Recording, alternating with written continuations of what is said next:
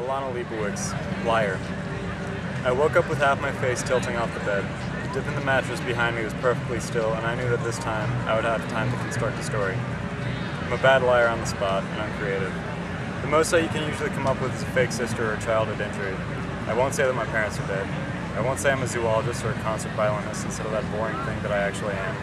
Because what if he starts asking me facts about the different gestation periods of animals, and are elephants omnivores? And what if he has a violin in his closet? He plays too. His grandfather did. It's an antique, he'll say. I bet you'd love to give it a spin. No, I'll say. I have to preserve my fingers for the big performance. I mustn't sustain injuries, no. A concert violinist must treat her hands with the utmost delicacy in the days before a performance. And also, I only play custom violins. I'm allergic to spruce, and also I might break it. I'm very clumsy, did you know? On the clock, I could see that it was 7:52 a.m. I had probably slept only 4 hours, and since most people sleep for 8 hours, I should have some time as much time as I need to conceive a creative, witty, very believable story for myself. Hopefully the person next to me is not an early riser like I am. Most people aren't. I've spent many hours awake in beds with sleeping people, trying to stay perfectly still. I decided this would be my first lie, that I'm a late sleeper. That I love to sleep and do it all the time and take lots of naps all the time. This is a good lie because there's no reasons for someone to make up such a thing. It doesn't make me look better or worse, a completely neutral quality. There are some lies that you can't tell because the topic will never come up in conversation with a near stranger the morning after you slept together. But you can still lie by acting as if something were true, even though it isn't. For example, it is doubtful that I would have the opportunity to tell the person next to me that my parents are dead, because why would he ask me about my parents? But I could still act as if my parents were dead by thinking how sad it is that my parents are dead and behaving sadly. I could look out off the window over the shoulder after he asked me a question, not hearing his words because I'm so busy thinking about my dead parents. And can they see me right now from heaven, and are they ashamed? But I won't act as if my parents were dead because I don't think it's necessary or right, and there are plenty of other lies you can tell. The person next to me breathed so calmly and pleasantly, I desperately wanted to take a look at his face because it was dark last night, and I sometimes forget to look at people's faces, really look at them.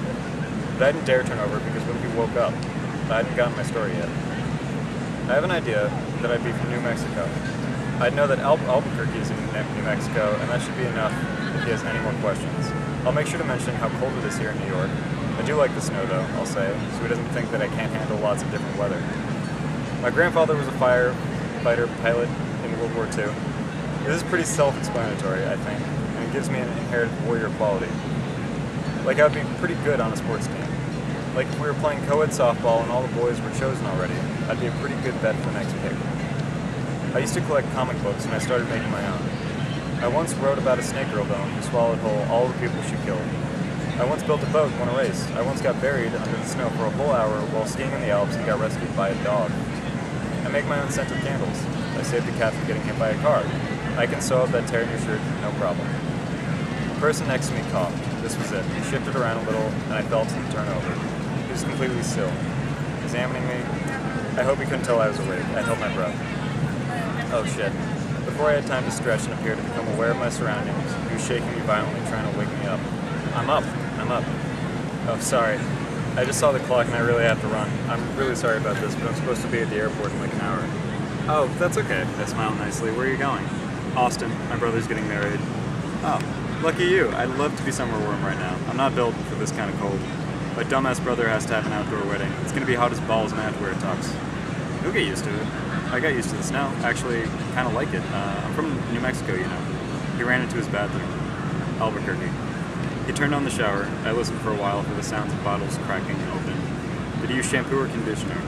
2-in-1. Now that I could turn my head and look around his whole room, I noticed he had a poster of some female Japanese musician who was much prettier than me and who I'd never heard of. How cool, I thought. To be sure of your interest that you may express him in the form of a poster on your wall. Crack. Conditioner? You could probably hear me in there too, I realized. Not moving, not leaving. I gathered my things, said salute to the Japanese rock star, and then tucked in my side of the bed and tiptoed out, making no noise at all.